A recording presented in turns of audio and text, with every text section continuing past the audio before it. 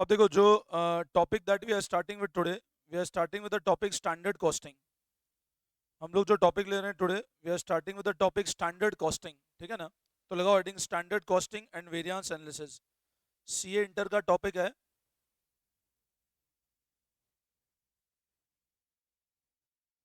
Standard costing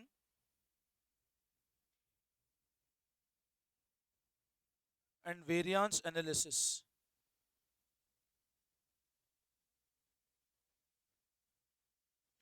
अब देखो, जैसे हम लोग बात करते हैं ना इस पर्टिकुलर टॉपिक की standard costing, exam point of view से चैप्टर बहुत इंपॉर्टेंट है। और इवन ये चैप्टर आपके सीए फाइनल लेवल पे भी आता है, कुछ कुछ कंसेप्ट इसके। ठीक है ना? अब स्टैंडर्ड कॉस्टिंग चैप्टर ऐसा है जो काफी बच्चों को, मतलब ये बहुत टफ चैप्टर लगता है अपने आप में। मैं आपको कोशिश करूंगा कि आज की क्लास में आपको बहुत सिंपल तरीके से चैप्टर समझाने की कोशिश करूंगा। बिल्कुल बेसिक से हम लोग स्टार्ट करें। स्टैंडर्ड कॉस्टिंग होता क्या है, देखो समझना। देखो, मैंने एक वर्ड लिखा स्टैंडर्ड कॉस्टिंग और साथ में एक वर्ड लिखा variance analysis. Now what is meaning of word standard cost? तो देखो एक चीज समझना, मैं आपके सामने सबसे पहले तीन वर्ड लिखता हूँ। मैंने आपके सामने एक तो वर्ड लिखा एक्चुअल कॉस्ट, मैंने एक वर्ड लिखा आपके सामने स्टैंडर्ड कॉस्ट, और एक वर्ड लिखा मैंने आपके सामने बजट कॉस्ट। अब है ना, मैं आपको स्टैंडर्ड कॉस्ट ऐसे समझाता हूं। आपने मैनेजमेंट का एक प्रिंसिपल पढ़ा होगा, control. 12th class business studies में पढ़ते थे controlling principle. What is meaning of word controlling? क्या होता था बताओ? तुम पढ़ते थे ना, planning, organising, directing, staffing, controlling. Controlling का मतलब क्या होता था? बिल्कुल, बिल्कुल। मतलब कंट्रोलिंग चैप्टर बेसिकली ऐसा, मतलब मेरे को एक लाइन अभी भी ध्यान है, ऐसा बोलते थे, planning is looking forward and controlling is looking back.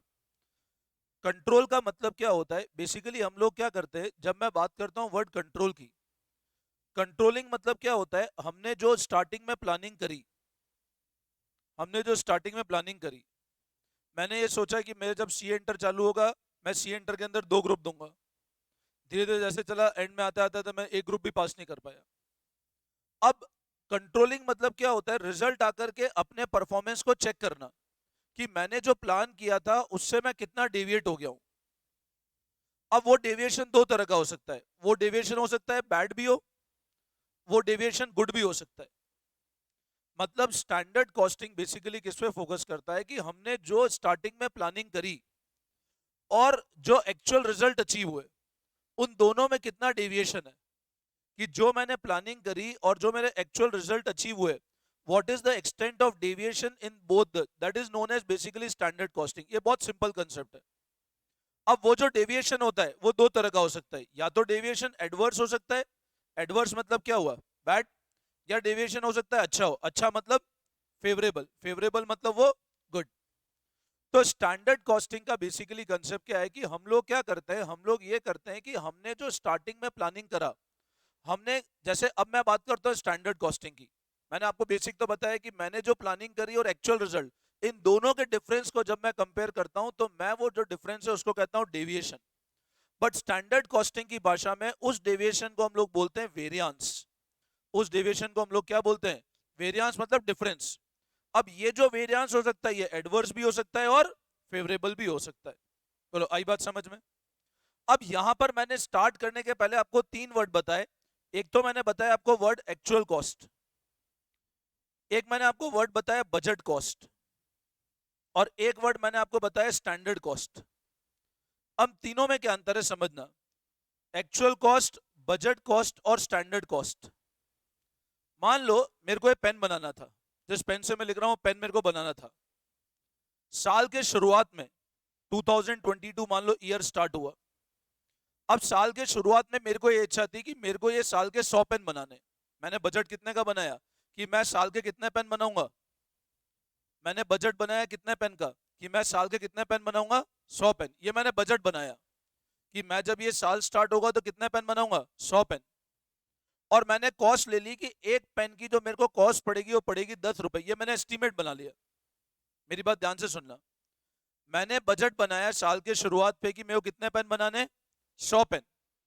मैंने साल के शुरुआत में बजट बनाया मेरे को कितने पेन बनाने, 100 पेन। और मैंने ये सोचा कि मैं एक पेन कितने पे बनाऊंगा, 10 रुपए में। मतलब ये एस्टिमेटेड कॉस्ट है। मैंने प्लानिंग क्या करी कि मैं 100 पेन बनाऊंगा और एक पेन क्या रेट का बनाऊंगा मैं, 10 रुपए का। अब मेरे को बताओ, अगर मेरी प्लानिंग ये थी साल के 100 पेन बनाने और एक पेन 10 रुपए का बनाना है, तो मेरे को एक बात बताओ, मेरी टोटल बजटेड कॉस्ट कितनी होगी? भाई आप, अगर मैं कहता हूं टोटल बजटेड कॉस्ट, तो आप बोलोगे सर वो होगी 100 × 10। वो कैसे आई? 1000। ये 100 क्या थी मेरी बजट क्वांटिटी, ये 100 क्या थी मेरी, और ये 10 क्या था मेरी बजटेड कॉस्ट पर यूनिट। मेरी बात समझे आप? तो मैंने ये सोचा साल के शुरुआत पे कि 100 पेन बनाने, एक पेन 10 रुपए का, मतलब ओवरऑल मेरे को बजटेड कॉस्ट आएगी 1000 रुपए। बोलो ये पॉइंट समझ में आया? अब मान लो हुआ क्या, समझना ध्यान से, हुआ क्या। मैंने मान लो एक्चुअल जो पेन बनाए, वो अज्यूम करो जो एक्चुअल पेन बने वो मेरे 150 पेन बन गए। एक्चुअल पेन कितने के बने? और मान लो मैंने बजट बनाया था 100 पेन का, लेकिन मैंने बहुत अच्छे से काम किया, और एक्चुअल पेन कितने बन गए? 150। और 150 पेन बने तो एक पेन की मान लो कॉस्ट पड़ी मेरे को 12 रुपए। एक पेन क्या रेट का बना मुझसे? अब मैंने सोचा क्या रेट पे था और बना कितने पे? मतलब मेरे को एक बात बताओ, अगर मैं एक्चुअल कॉस्ट की बात करता हूं तो एक्चुअल कॉस्ट कितनी हुई मेरी? तो आप बोलोगे एक्चुअल कॉस्ट कितनी हुई? 1800। अब मान लो ये जो काम था, मैंने यहाँ पे एक मेरा मैनेजर था मिस्टर ए, ये मैनेजर था मेरे यहाँ मिस्टर ए, मैंने इसको ये काम दिया था कि भैया तेरे को पेन बनाने हैं, तेरे को ये ध्यान रखना है कि पेन की कॉस्ट 1000 रुपए से ऊपर नहीं जाए। मैंने मिस्टर ए को ये काम दिया और ये बोला कि तेरे को ये ध्यान रखना है कि पेन की कॉस्ट कितने से ऊपर नहीं जानी चाहिए।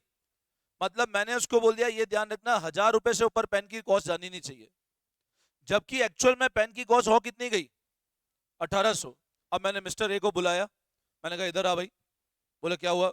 मैंने कहा देख तेरे को बोला था पेन की कॉस्ट कितनी होनी चाहिए थी, 1000, और तूने पेन की कॉस्ट कितनी कर दी? तो तेरी वजह से कंपनी को 800 रुपए का नुकसान हो गया। तेरी वजह से कंपनी को कितने का नुकसान हो गया? आपकी वजह से कंपनी को 800 रुपए का नुकसान हो गया, और ये 800 रुपए आप भरो। अब बताओ क्या सही है क्या 800 का नुकसान? क्या उसकी वजह से अपने को 800 का लॉस हुआ क्या? यस और नो? क्यों नहीं? क्यों नहीं हुआ 800 का लॉस? मैनेजर बोलेगा देखो आपने मेरे को बोला था कितने पेन बनाने के लिए, मैंने बनाए कितने? 150। तो मेरी वजह से 800 का नुकसान नहीं हुआ, मैंने आपको 50 पेन और ज्यादा बना के दिए। हाँ, लेकिन अब अगर मैं मैनेजर को ये बोलूं कि नहीं तेरे को पेनल्टी तो लगेगी, तो आप उसको ये बोल सकते हो कि तूने 10 की बजाय कॉस्ट कितनी कर दी, तो 2 रुपए एक्स्ट्रा पेनल्टी लगेगी। तो मेरे को एक बात बताओ, क्या ये 1000 और 1800 आपस में कंपेरेबल है क्या?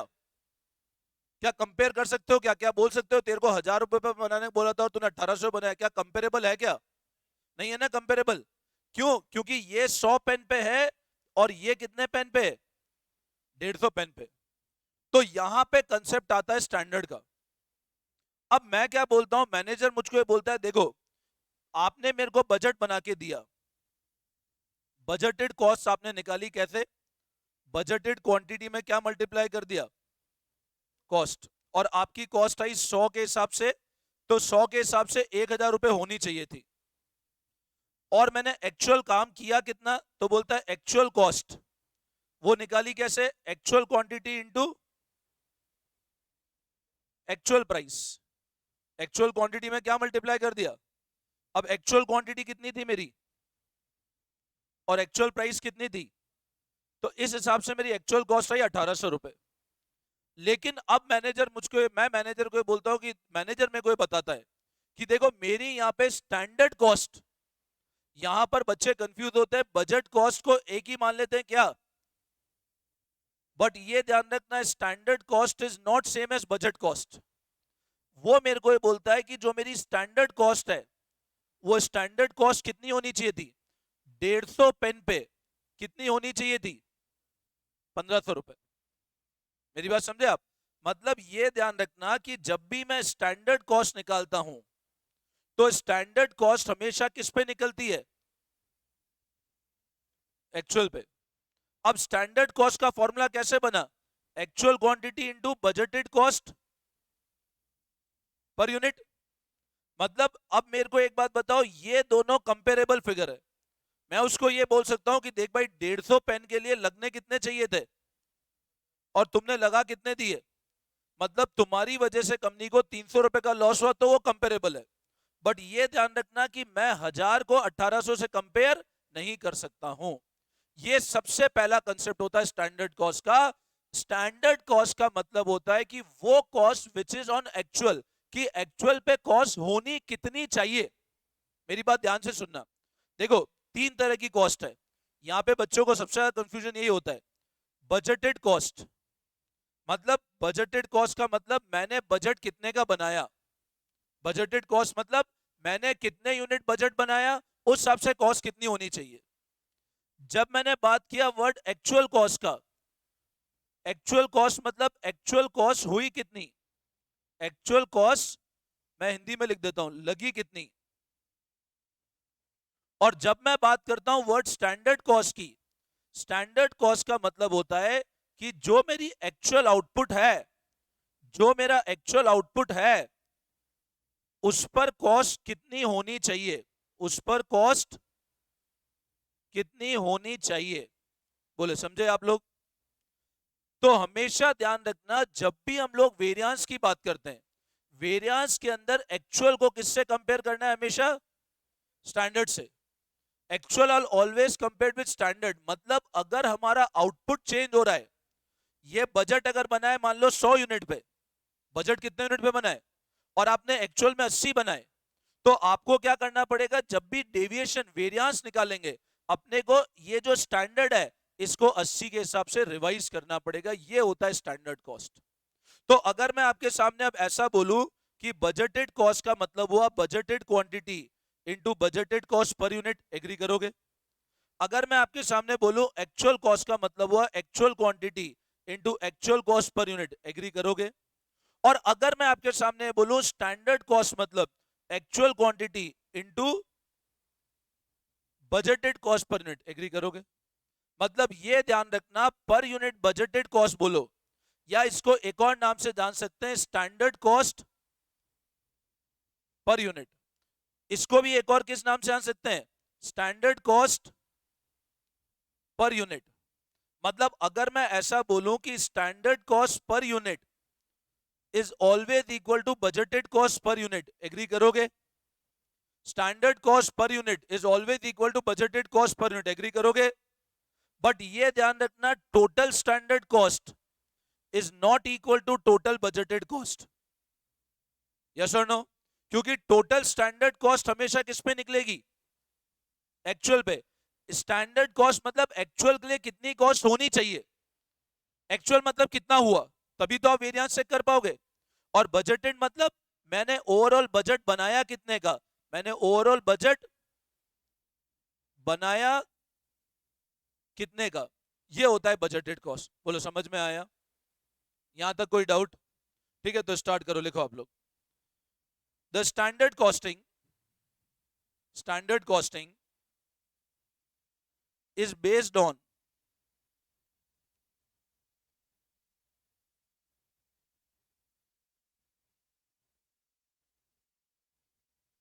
management principle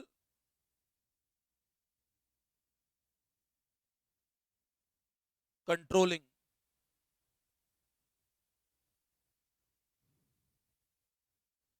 management principle controlling. It involve it involves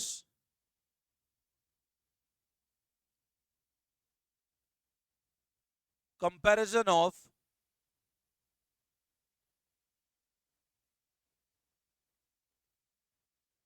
actual cost with standard cost for analysis of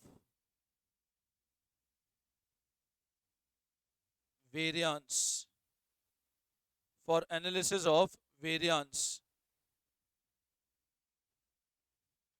We'll go up. Standard cost is the cost, standard cost is the cost which should have been incurred. Language पे ध्यान देना, मैंने क्या लिखा है, which should have been incurred, जो होना चाहिए था, ऑन एक्चुअल आउटपुट, जो आउटपुट है उस पर कितना होना चाहिए था।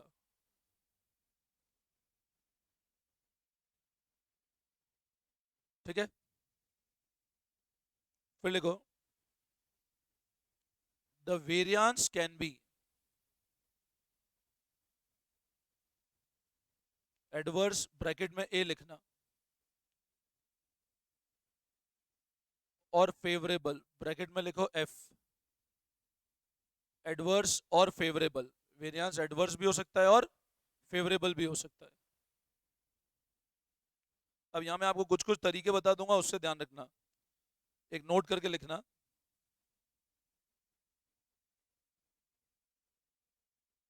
इफ आंसर इज नेगेटिव, मान लो आंसर नेगेटिव है, तो वो होगा एडवर्स। और अगर आंसर पॉजिटिव है, तुमको सिर्फ ये ध्यान रखना है आंसर नेगेटिव है या पॉजिटिव, तुमको कहीं चेक नहीं करना है, सिर्फ नेगेटिव है तो एडवर्स, पॉजिटिव है फेवरेबल। एवरी स्टेप पे तुम चेक नहीं कर पाओगे, सिर्फ नेगेटिव पॉजिटिव ध्यान रखना। नेगेटिव है तो एडवर्स, उसको इंडिकेट करेंगे ए से, पॉजिटिव तो फेवरेबल, उसको इंडिकेट करेंगे एफ से। ठीक है, अब नेक्स्ट लाइन में लिख लो बजटेड कॉस्ट, ब्रैकेट में टोटल, बजटेड आउटपुट, बीओ मतलब budgeted output, into budgeted cost per unit. BO मतलब बजटेड आउटपुट है ना। फिर लिखो actual cost, total, actual output into actual cost per unit, actual output into actual cost per unit. और फिर लिखो standard cost, total, actual output into budgeted cost per unit. Means budgeted cost per unit is always equal to standard cost per unit, ये हमेशा ध्यान रखना। Per unit पे budgeted और total, per unit पे स्टैंडर्ड और बजटेड कॉस्ट सेम होती है हमेशा। पर यूनिट स्टैंडर्ड कॉस्ट कह दो या बजटेड कॉस्ट कह दो, एक ही बात है। But total budgeted cost is never equal to total standard cost. Total budgeted cost is never equal to total standard cost.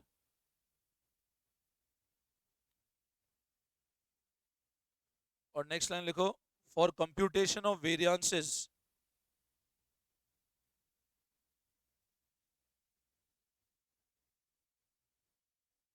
always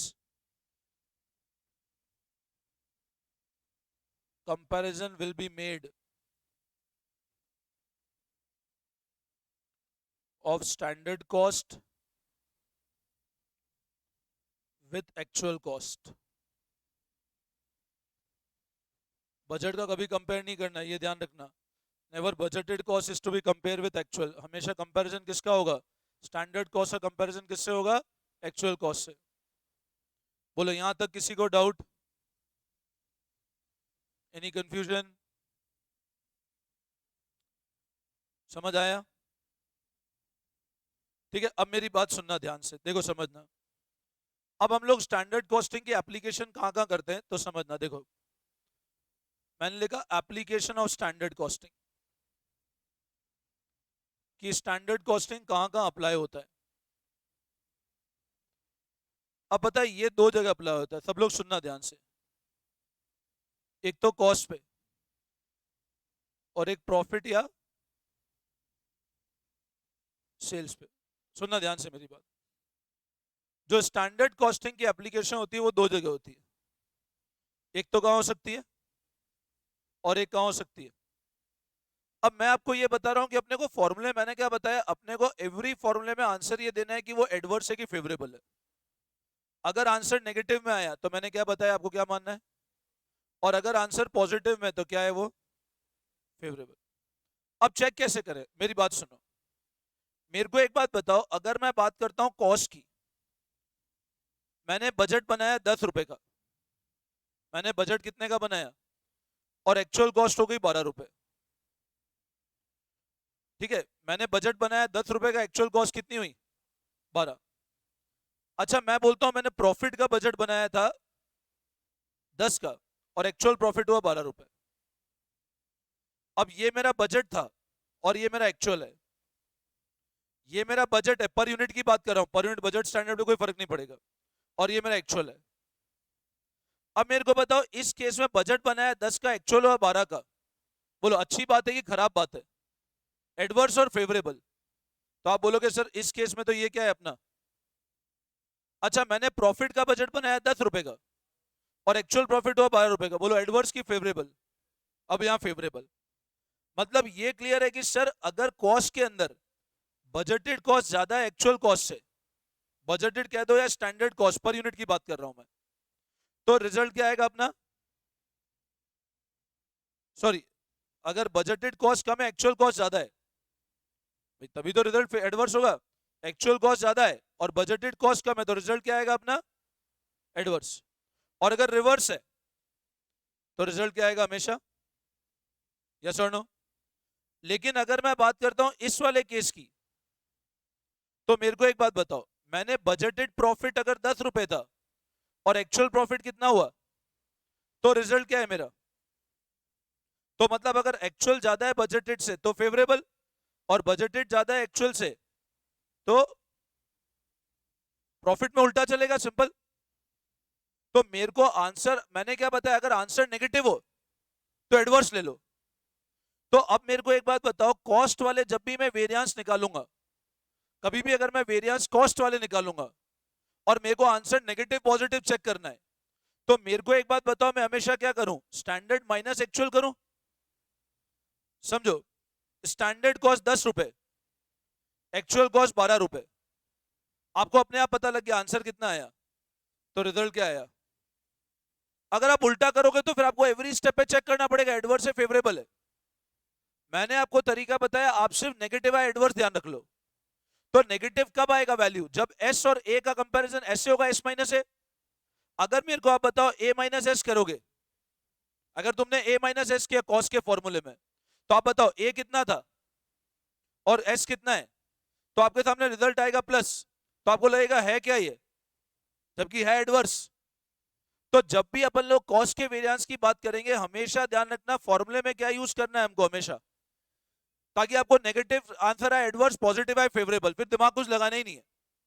और जब भी मैं बात करूंगा प्रॉफिट या सेल वेरिएंस की, हमेशा फॉर्मूले में क्या करूंगा, एक्चुअल माइनस, जो एक्चुअल अगर ज्यादा है और ये कम है तो ऑटोमेटिक रिजल्ट पॉजिटिव, ये कम है ये ज्यादा है तो ऑटोमेटिक क्या हो जाएगा। मतलब मैं आपको ये बता रहा हूं, जब भी अपन फॉर्मूले अगर कॉस्ट वेरिएंसेस को निकालेंगे, बेसिकली क्या होता है, वेरिएंस दो जगह अप्लाई होता है, एक तो अप्लाई होता है कॉस्ट के अंदर और एक अप्लाई कहां होगा। लेकिन जब भी हम लोग कॉस्ट वेरिएंस की बात करेंगे, तो कॉस्ट वेरिएंस में हमेशा ध्यान रखना फॉर्मूले में क्या होगा, हमेशा एस माइनस ए, और प्रॉफिट वेरिएंस में हमेशा क्या होगा, ए माइनस एस। आई बात समझ में, मतलब प्रॉफिट वेरिएंस के फॉर्मूले में हमेशा ए माइनस एस करेंगे, एक्चुअल माइनस स्टैंडर्ड, तो नेगेटिव पॉजिटिव इजीली जज हो जाएगा। आपको सिर्फ ये ध्यान रखना, नेगेटिव मतलब एडवर्स, पॉजिटिव मतलब फेवरेबल। और कॉस्ट वेरिएंस में हमेशा क्या करेंगे अपन, एस माइनस ए, मतलब सारे फॉर्मूले में क्या करेंगे, बजटेड माइनस एक्चुअल या स्टैंडर्ड माइनस एक्चुअल, ताकि नेगेटिव पॉजिटिव का लफड़ा ही नहीं पड़े। बजट ज्यादा एक्चुअल कम है, ऑटोमेटिक आंसर प्लस आया, आंसर फेवरेबल हो गया। क्योंकि एवरी आंसर के साथ आपको ए और एफ लिखना पड़ेगा कि वो एडवर्स है कि फेवरेबल है। आई बात समझ में, तो लिखो नेक्स्ट लाइन में, एप्लीकेशन लिख दिया कॉस्ट और प्रॉफिट, ये लिख देना ऐसे एप्लीकेशन में, एरो बनाए कॉस्ट और प्रॉफिट, लिख लिया कॉस्ट और profit.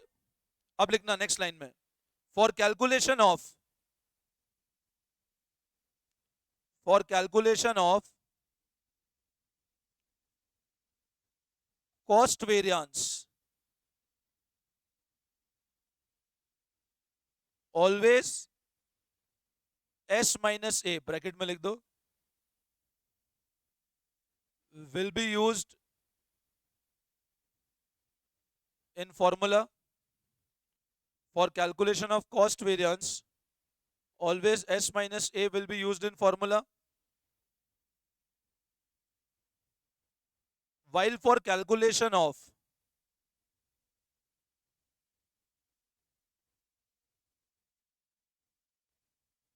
profit oblique sales variance, always A minus S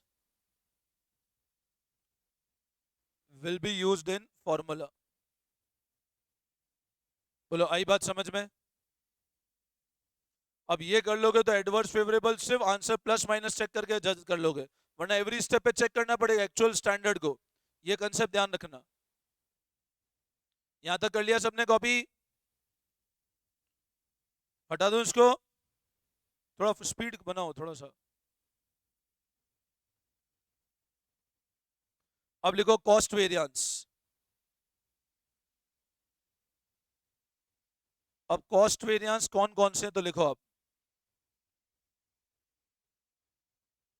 लिखो मटेरियल, अपन मटेरियल की बात करेंगे, एक हम लोग बात करेंगे लेबर की,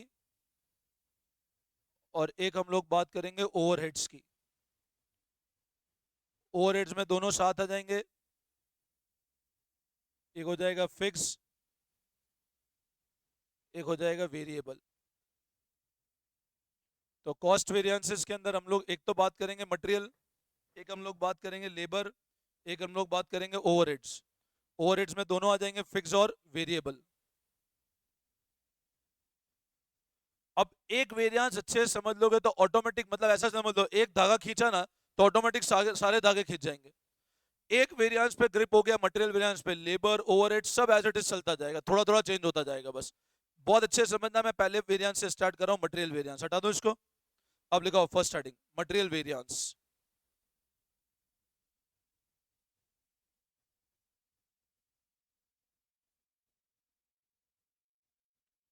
अब इसमें लिखो सबसे पहले फर्स्ट लिखना, पहले हेडिंग पहले लिख लो, मैं समझा रहा हूं एक बार। मटेरियल कॉस्ट वेरिएंस, इसके दो part.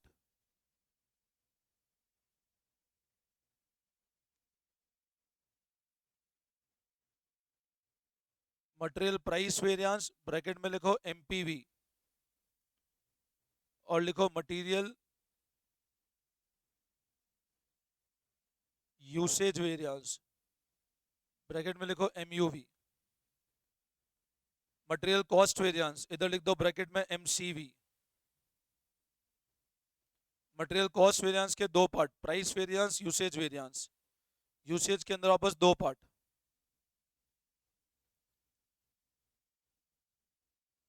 Material mix variance MMV, और मटेरियल यील्ड वेरिएंस, इसको लिखो एमवाईवी। तो मटेरियल कॉस्ट वेरिएंस के दो पार्ट एमपीवी एमयूवी, एमयूवी के वापस दो पार्ट एमएमवी एमवाईवी।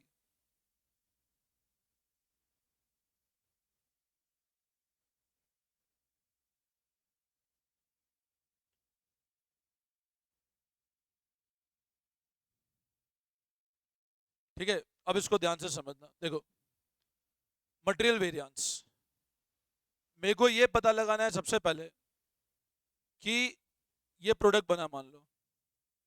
अब ये प्रोडक्ट के अंदर मटेरियल भी लगा, लेबर भी लगे, ओवरहेड्स भी लगे, सबके अलग अलग इंचार्ज थे। मटेरियल को देखने वाला मिस्टर ए था। मिस्टर ए की टीम में दो लोग थे, बी और सी। इनका पूरा काम था किसकी? कॉस्ट कंट्रोल करना। इनको पूरी जिम्मेदारी मटेरियल की दे दी।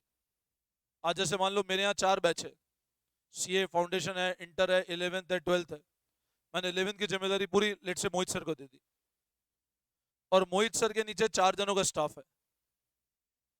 अब सबसे पहले बोलो जिम्मेदारी किसकी आएगी? अगर 11th की बैच की कॉस्टिंग बढ़ गई तो सबसे पहले मोहित सर की जिम्मेदारी आएगी। फिर मोहित सर को मैं बुला के बोलूंगा देखो आपके चक्कर में कॉस्टिंग बढ़ी, तो मोहित सर फिर अपने नीचे वालों को बोलेंगे कि तुमने ये ध्यान नहीं रखा। तो कॉस्ट को जब मैंने कंपेयर किया तो सबसे पहले मैंने बात की मटेरियल की। मटेरियल का इंचार्ज था मिस्टर ए। मिस्टर ए की टीम में दो लोग थे, बी और सी। लेबर का इंचार्ज था मिस्टर डी।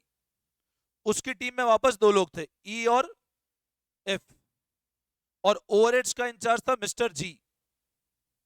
इसकी टीम में वापस दो लोग थे, एच और A B C D E F G H I, ठीक है ना। तो इसकी टीम में एक और लोग था, आई। अब इन सबको अलग अलग रिस्पॉन्सिबिलिटी बांट दी मैंने। इसको बोला तुम्हारी जिम्मेदारी मटेरियल की है, सबसे पहले तुम्हारी जिम्मेदारी तय करते हैं, फिर लेबर और इनकी बाद में करेंगे। इसका काम था लेबर कंट्रोल करना, इसका काम था ओवरहेड्स कंट्रोल करना। अब मैंने सबसे पहले मिस्टर ए को बुलाया। अब मेरे को एक बात बताओ, तुम्हारा रिजल्ट आता है एग्जाम का, तुम्हारा एग्जाम का रिजल्ट आता है, सबसे पहली चीज, सामने रिजल्ट खुला है, सीए फाउंडेशन सीए इंटर का रिजल्ट खुला है, सबसे पहली चीज क्या इंडिविजुअल सब्जेक्ट के मार्क्स देखोगे क्या, या क्या देखोगे, पास या फेल? एग्रीगेट देखोगे, या सबसे पहले क्या देखोगे, सबसे पहली चीज क्या देखोगे, पास या फेल? तो फर्स्ट आप लोग चेक करते हो मैं पास हूं फेल हूं। मैंने सबसे पहले वही वेरिएंस बताया कि ये वेरिएंस पास है कि फेल है, ये वेरिएंस पास है कि फेल है। मैंने बात क्या किया, कॉस्ट वेरिएंस, कि भैया मटेरियल लगना इतना चाहिए था और लगा इतना। मैंने मिस्टर ए को ये बुलाया, मैंने मिस्टर ए को बोला देख भाई, अब समझना, मैंने मिस्टर ए को ऐसा बोला, मैं एग्जांपल समझाता हूं ढंग से। मिस्टर ए को मैंने बोला तेरे को एक शर्ट बनाना है। मैंने बोला कि आप अगर एक शर्ट बनाओगे, अगर आप कितने शर्ट बनाओगे, तो एक शर्ट में 3 मीटर कपड़ा लगना चाहिए। अगर आप एक शर्ट बनाओगे तो उसमें कपड़ा कितना लगना चाहिए, और वो कपड़ा मार्केट से 1 मीटर कपड़ा 20 रुपए से ज्यादा के रेट लेके मत आना। मैंने मिस्टर ए को क्या बोला कि एक शर्ट में कितना कपड़ा लगना चाहिए, 3 मीटर, और 1 मीटर की रेट 20 रुपए से ज्यादा नहीं होनी चाहिए। अब इसका मतलब मेरा शर्ट कितने का पड़ना चाहिए मेरे को, 60 रुपए का। अब मिस्टर ए ने करा क्या, टोटल 1000 शर्ट बना दिए। टोटल कितने शर्ट बनाए, 1000 शर्ट बनाए। और 1000 शर्ट में उसने जो कपड़ा वापरा ना, वो वापरा 4000 मीटर। जो कपड़ा यूज किया, कितना कपड़ा यूज किया उसने, जो मिस्टर ए ने कपड़ा यूज किया वो 4000 मीटर क्लोथ यूज किया। और 1 मीटर कपड़ा जो यूज किया वो किया 18 रुपए पे।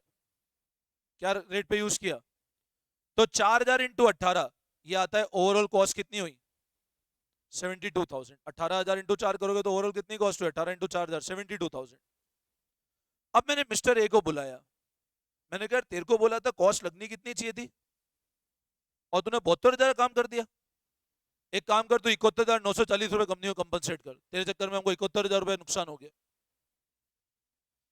मैंने मिस्टर ए को क्या बोला कि तेरे को पता था कॉस्ट लगनी कितनी चाहिए थी, 60 रुपए, और तुमने कितना खर्चा कर दिया। और एक काम कर, तू कंपनी को कितने का नुकसान पे कर।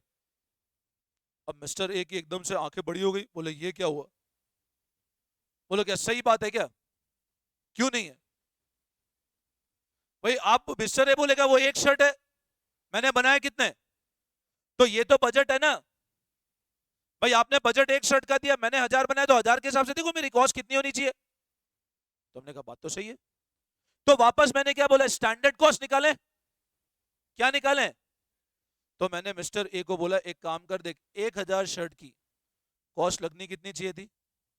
तो मिस्टर ए को मैंने बोला, या मिस्टर ए मेरे को बोलता है देखो लगने कितने चाहिए, तो टोटल 60,000, और 1000 शर्ट के लिए कपड़ा आना कितना चाहिए था,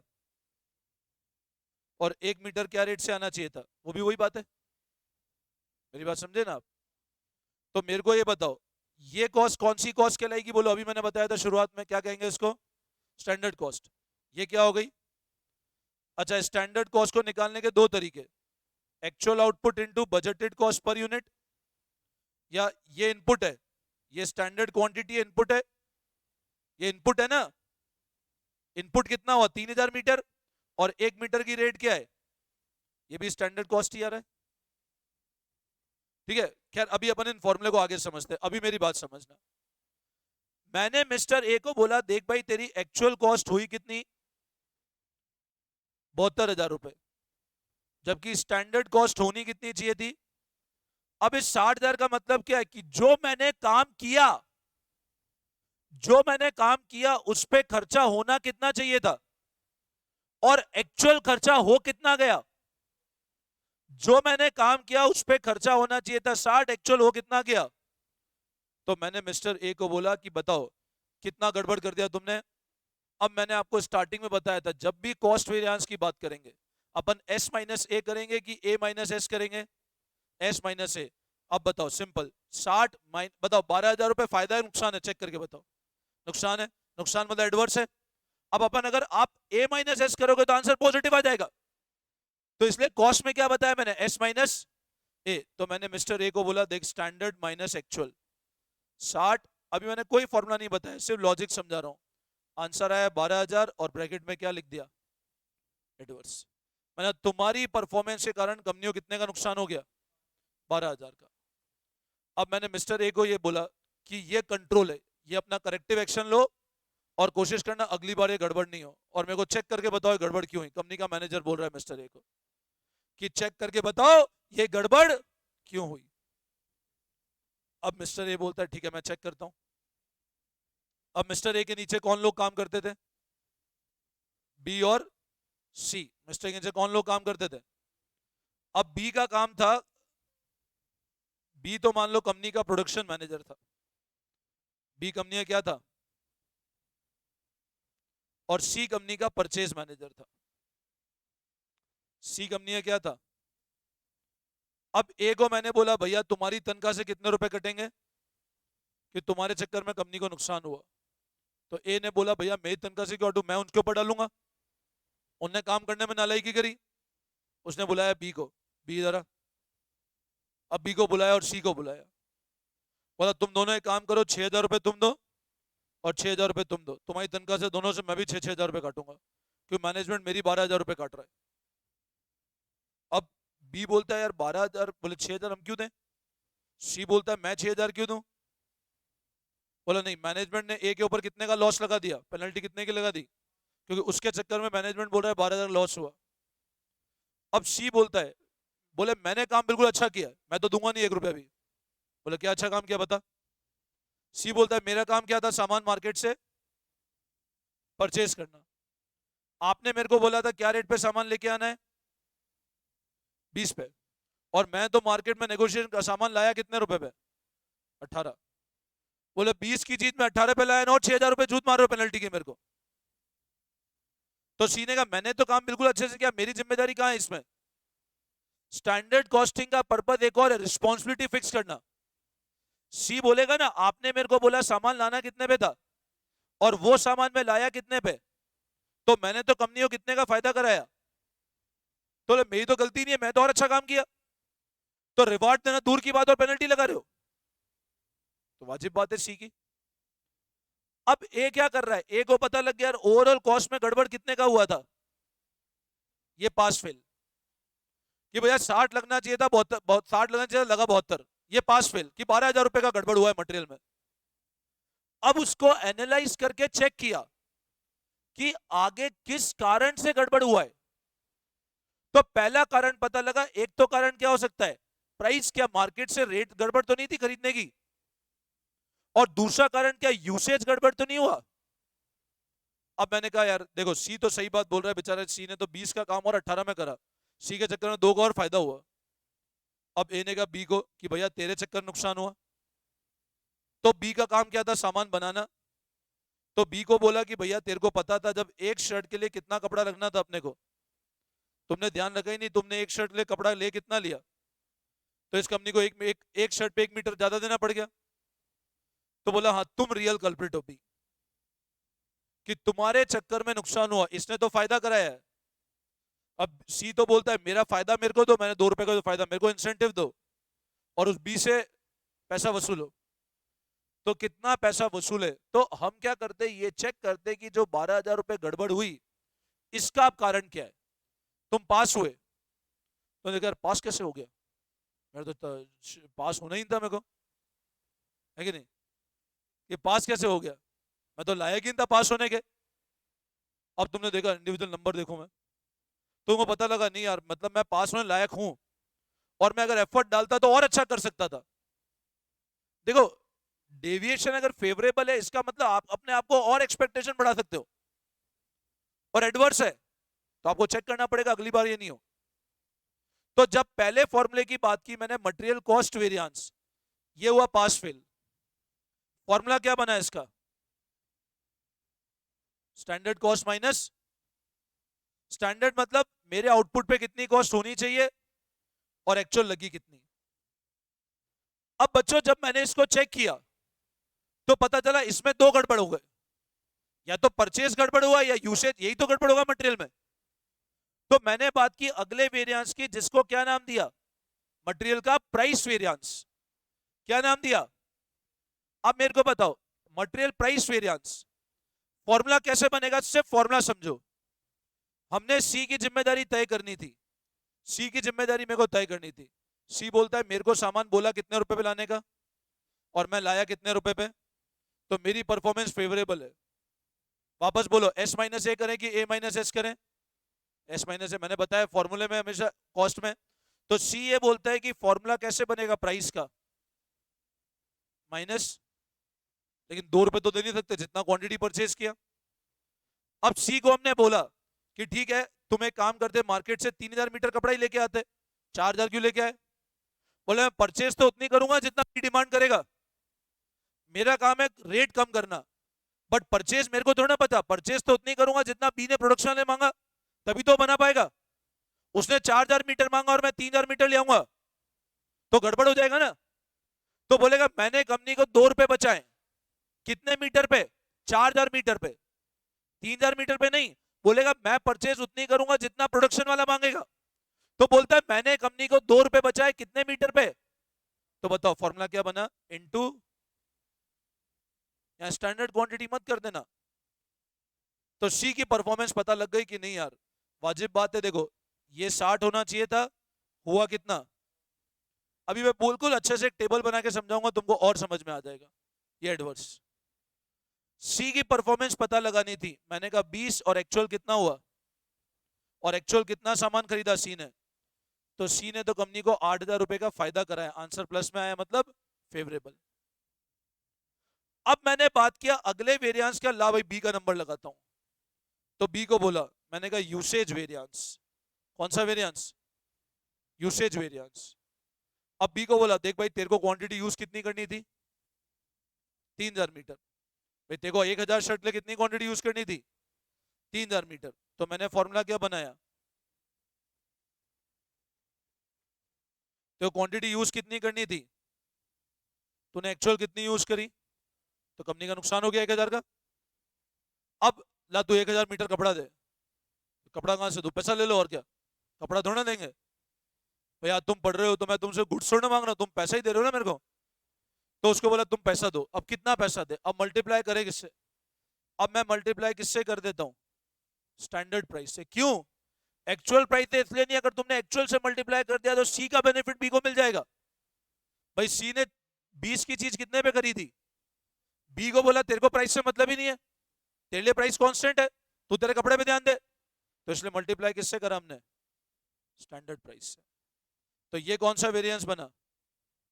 यूसेज। चेक करो स्टैंडर्ड प्राइस कितनी थी? 20। देखो आंसर कितना आया? 20,000। नेगेटिव आ रहा है, नेगेटिव आ रहा है ना? तो 20,000 क्या हो गया? एडवर्स। अब बताओ, ये 12,000 एडवर्स, ये 8,000 फेवरेबल, इन दोनों को जोड़ो, 20 एडवर्स 8,000 फेवरेबल, कितना बन रहा है? आ रहा है?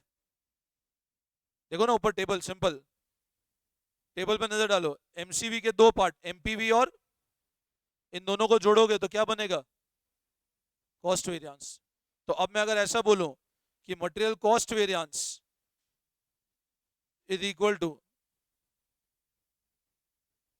बोलो एग्री करोगे? यस और नो? कैसे भी आप टर्न अराउंड कर सकते हैं फॉर्मूले को। समझ में आया? कोई डाउट? क्लियर है? अब लिखो first material cost variance, formula लिखो वन बाय वन। देखो material cost variance,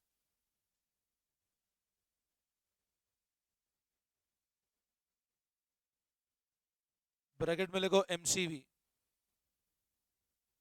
standard cost minus actual cost. SC मतलब स्टैंडर्ड कॉस्ट, एसी मतलब एक्चुअल कॉस्ट। फिर लिखो material price variance,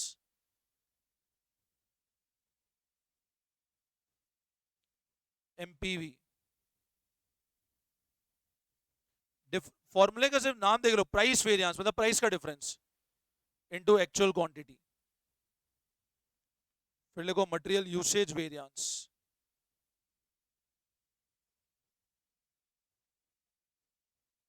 standard quantity minus actual quantity into standard price. और लिखो MCV equal to MPV plus MUV.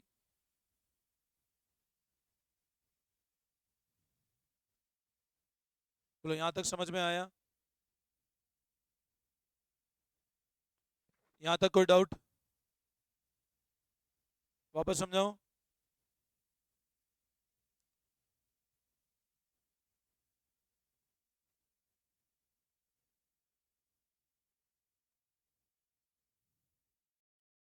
चलो लिख लिया ये वाला पूरा? ठीक है, अब अभी जो एग्जांपल क्या उसको सिस्टमेटिक कर लेते हैं। तो लिखो एग्जांपल, क्वेश्चन लिखो। अभी जो मैंने एग्जांपल बताया था ना उसी को सिस्टमेटिक लिखना। Question, to produce one shirt, standard quantity of 3 meter is required at ₹20 per meter। अभी जो मैंने क्वेश्चन बताया था उसको सिस्टमेटिक कैसे प्रेजेंट करना है वो समझा रहा हूं मैं। To produce one shirt, standard quantity of 3 metre is required at ₹20 per meter in a year। Actually 1000 shirts were produced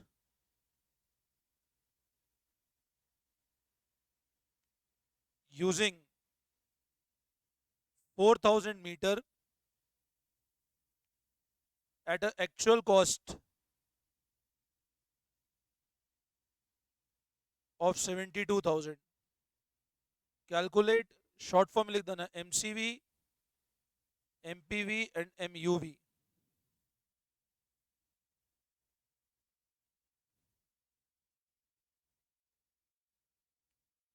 To produce one shirt, standard quantity of 3 meters required 20 per meter in a year। Actually 1000 shirt were produced using 4000 meter at actual cost 72। Calculate करो MCV, MPV and MUV. ठीक है, अब कैसे करना है, अपन table कैसे बनाएंगे? तो अब इसमें एक टेबल बनेगी। टेबल कैसे बनेगी ध्यान देना एक बार। ये बना लिया। अब देखो टेबल क्या, हर क्वेश्चन में अपने को टेबल बनानी है। वो टेबल बन गई मतलब क्वेश्चन आधा हो गया। अब कैसे करना है, मैं सबसे पहले इधर लिखता हूं गिवन स्टैंडर्ड। अब गिवन स्टैंडर्ड एक शर्ट के लिए, बोलो कितना क्वांटिटी कपड़ा चाहिए और क्या प्राइस है 1 मीटर की? 20 रुपए। ये जो मैंने 3 लिखा ये इनपुट है, ये 20 इनपुट है, 20 इनपुट की रेट है। और एक ऊपर लिखा हुआ आउटपुट है। एक बार देख लो कॉपी बाद में है। ये गिवन स्टैंडर्ड पूरा एक लाइन में सेट होना चाहिए। अब मैं कहता हूं एक्चुअल, बताओ एक्चुअल क्वांटिटी लगी कितनी, कितने की कॉस्ट हुई? तो एक्चुअल प्राइस आ जाएगा 72/4000, 18 रुपए। तो समझ में आया? अब मैं क्या करता हूं, इसको रिवाइज करता हूं। तो रिवाइज कितने पे कर दूं बोलो? 1000 शर्ट बने, आउटपुट कितना हुआ रिवीजन में? तो अगर एक शर्ट के लिए 3 मीटर, तो 1000 शर्ट के लिए कितना होना चाहिए था? 3000। एक यूनिट की प्राइस क्या है, तो स्टैंडर्ड कॉस्ट क्या होनी चाहिए थी? बोलो आई बात समझ में? ये पूरी टेबल एक लाइन में आनी चाहिए। बस ये टेबल बन गई, या वेरिएंस आराम से हो जाएंगे। अब चेक करो, देखो material cost variance, standard cost ये है, फटाफट हो जाएगा टेबल से काम तुम्हारा। मटेरियल प्राइस वेरिएंस, उससे ऊपर टेबल देखते जाओ, 20 एक्चुअल कितनी है?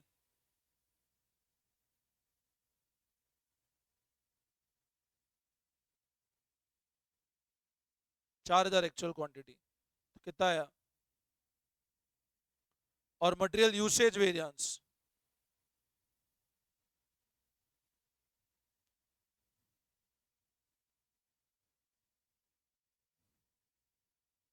सिर्फ टेबल से काम हो जाएगा। बोलो समझ में आया?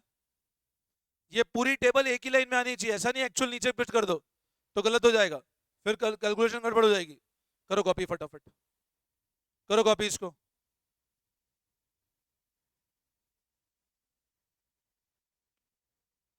तो टेबल बनाना आ जाएगी तो फटाफट हो जाएंगे क्वेश्चंस।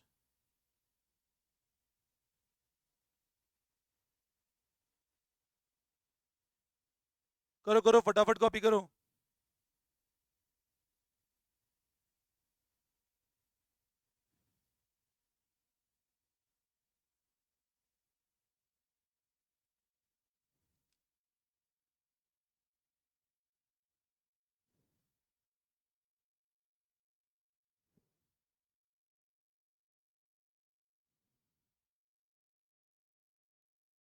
देखो समझो मेरी बात अब। क्वेश्चन क्या गिवन है, देखना next question. Material for 70 kg finish product, 70 kilo का फिनिश प्रोडक्ट आता है। 70 किलो अगर फिनिश प्रोडक्ट चाहिए तो इनपुट कितना कितना देना पड़ेगा, और 1 किलो क्या रेट से आएगा? मतलब 70 किलो आउटपुट के लिए 100 किलो इनपुट चाहिए, और 1 किलो क्या रेट का है? एक्चुअल आउटपुट हुआ कितना बताओ, कंपेरेबल है क्या? नहीं, रिवीजन करना पड़ेगा ना भाई, ये तो 70 किलो के लिए है ना, और आउटपुट हुआ कितना? तो आप 210 की कॉस्ट को 70 किलो थोड़ा कंपेयर कर सकते हो, तो रिवाइज करना पड़ेगा। एक्चुअल कॉस्ट कितनी, मटेरियल कितना यूज है 280, और एक्चुअल कॉस्ट कितनी हुई? अपने को मटेरियल के वेरिएंसेस निकालने हैं, कैलकुलेट करना है एमसीवी, एमपीवी एंड एमयूवी, ये तीनों चीजें निकालनी है। अब कैसे निकालेंगे ध्यान देना एक बार इधर। अब मैं टेबल कैसे बनाता हूं, सब लोग सिर्फ टेबल समझना, सिर्फ टेबल बनाना आना चाहिए अच्छे से। अब बताओ, सबसे पहले चेक करता हूं, मैं लिखता हूं गिवन स्टैंडर्ड, कितने आउटपुट का गिवन है मेरे को? 70 किलो का। 70 किलो आउटपुट गिवन स्टैंडर्ड में, हमेशा आउटपुट यहां लिखना है। कितना इनपुट चाहिए बताओ, और 1 किलो की प्राइस क्या है? 1 रुपया, इनपुट की प्राइस 1 रुपया है ना। ये ध्यान रखना, यहां हमेशा इनपुट की प्राइस आएगी, आउटपुट की मत ले लेना। एक्चुअल काम हुआ कितना? अब बताओ एक्चुअल कितनी क्वांटिटी यूज करी अपन ने?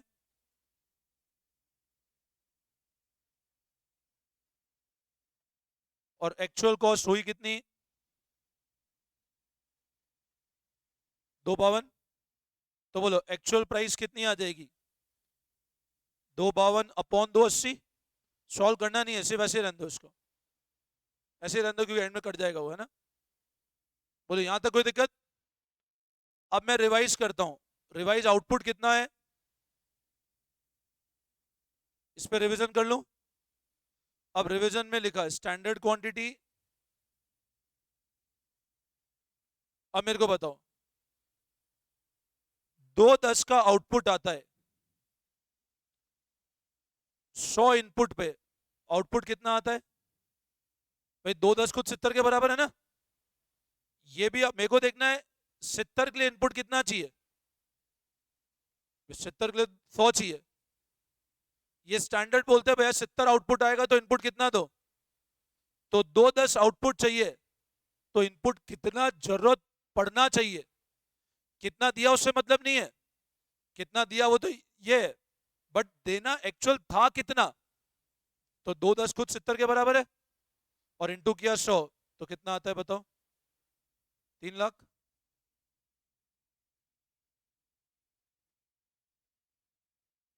बोलो ये समझ में आया?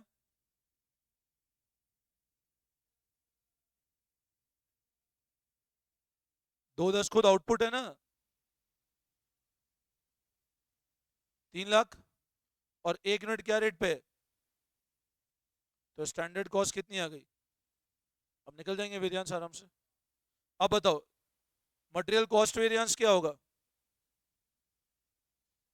स्टैंडर्ड कितनी है, एक्चुअल कितनी है? 252। आंसर क्या आया? प्राइस वेरिएंस बताओ। मैंने आपको काटने का क्यों नहीं बोला, समझो। डायरेक्ट एक्चुअल क्वांटिटी कैंसिल हो जाएगी। स्टैंडर्ड प्राइस कितनी है, एक्चुअल प्राइस कितनी है,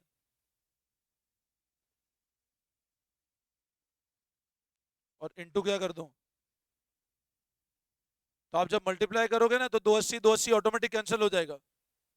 तो डायरेक्ट जब ब्रैकेट खोलोगे तो 280 कैंसिल हो गया, तो 280 माइनस 252, पॉजिटिव आंसर है, फेवरेबल। और लास्ट क्या चाहिए, मटेरियल का, तो standard quantity minus standard quantity कितनी है,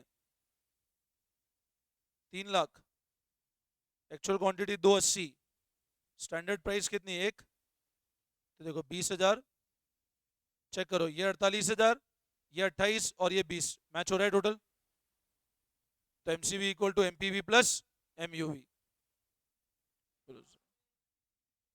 हाँ तभी तो सही है आपका। समझ में आया, करो कॉपी।